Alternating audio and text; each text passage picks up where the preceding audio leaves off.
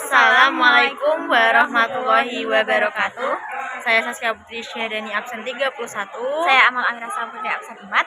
Sini kita akan menjelaskan tentang bagian-bagian mata dan bagian-bagian telinga. Check it out. Di sini saya akan menjelaskan tentang bagian-bagian telinga dan fungsinya. Terdapat cuping fungsinya untuk menggetarkan suara atau menangkap suara. Terdapat lubang telinga di sini untuk menyalurkan telinga bagian luar dan telinga bagian dalam.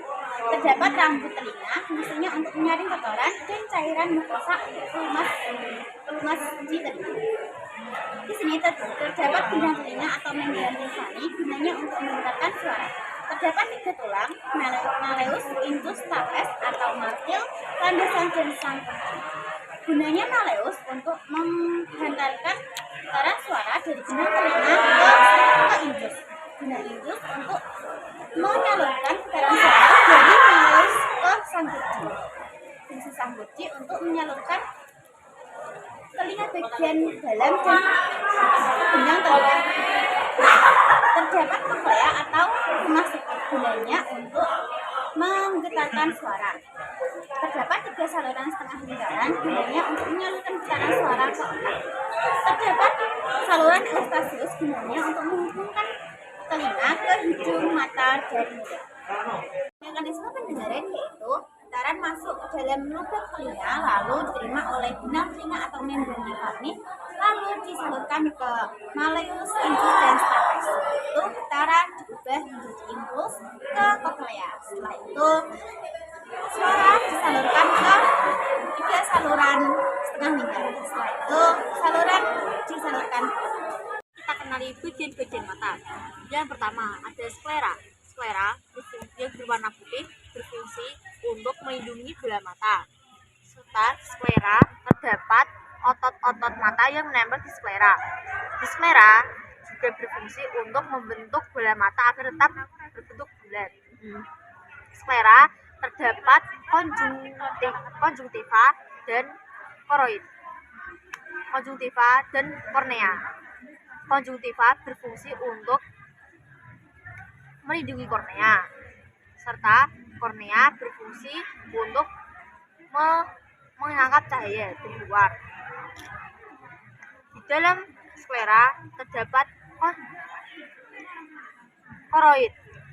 Koroid berwarna coklat gelap. Di dalam koroid terdapat iris. Iris berfungsi untuk mengatur besar kecilnya cahaya yang masuk serta mengatur besar kecilnya pupil. Di dalam iris terdapat pupil.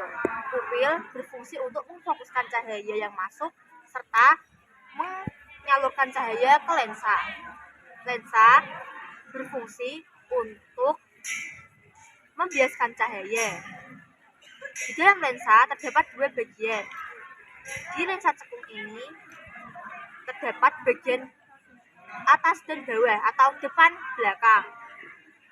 Bagian depan bernama anterior. Anterior membawa nutrisi serta oksigen dari koroid. Di belakang bernama posterior. Posterior berfungsi untuk menjaga tekanan pada mata. Di belakang posterior terdapat retina. Retina berfungsi untuk merefleksikan cahaya yang masuk, serta di dalam retina terdapat 2 syaraf, yaitu syaraf batang yang menangkap cahaya gelap serta syaraf kerucut yang menangkap cahaya yang cerah. Lalu di dalam retina terdapat bintik-bintik warna kuning. Jika bayangan tersebut masuk ke bintik-bintik warna kuning akan terlihat, sedangkan jika masuk ke bintik buta tidak akan terlihat. Penglihatan. Yang pertama, cahaya akan masuk ke dalam kornea. Di kornea akan masuk ke dalam pupil serta pupil memfokuskan cahaya oleh iris. Saat cahaya masuk, pupil akan masuk ke dalam lensa. Lensa akan membiaskan cahaya ke dalam retina. Di dalam retina, jika cahaya dalam retina terdapat bayangan, menangkap bayangan, dan retina dapat mendeteksi cahaya yang masuk, akan dideteksi oleh bidik-bidik kuning. Jika jatuh ke dalam bidik-bidik kuning itu akan terlihat, sedangkan kalau jatuh di bidik-bidik hitam tidak akan terlihat. Di sini kita melihat syaraf. Semua informasi yang telah dilihat oleh pupil serta lensa akan masuk ke dalam syaraf-syaraf tersebut. Syaraf-syaraf ini akan dilanjutkan ke dalam syaraf otak.